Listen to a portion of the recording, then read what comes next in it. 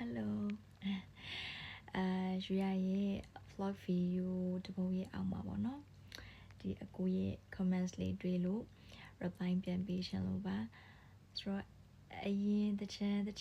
တုံးကရွှေရလေးကတော်တော်လာတာပဲတဲ့ဆိုတော့ကျေးဇူးအများကြီးတင်ပါတယ်အကိုချောရှင်ဆိုတော့ရွှေမနိုင်ပြောရလို့ရှိရင်ရွှေငယ်ငယ်တုန်းကတိတ်ပြီးတော့မပြင်းတတ်မစင်တတ်ဘူးပေါ့နော်အရင်တချမ်းမှလေငယ်တော့တချမ်းမှပေါ့နော်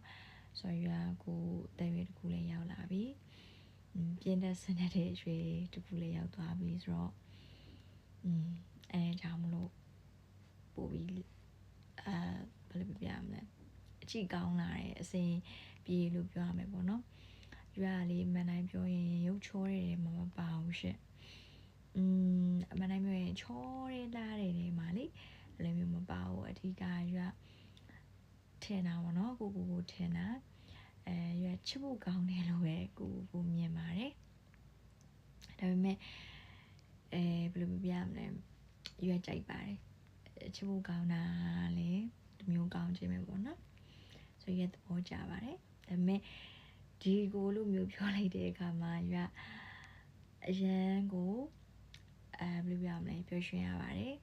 အများကြီးလေးကျေးဇူးတင်ပါတယ်ရွာရဲ့ဒီတချမ်းလေးကိုရောပြီးတော့ရွာရဲ့ vlog လေးတွေကိုရောအပေးတဲ့သူတယောက်ချင်းစီတိုင်းကိုရွာကကျေးဇူးအများကြီးတင်ပါတယ်ရှင်ဆိုတကယ်ကျေးဇူးအများကြီးတင်ပါတယ်အကိုချွတ်ရှင်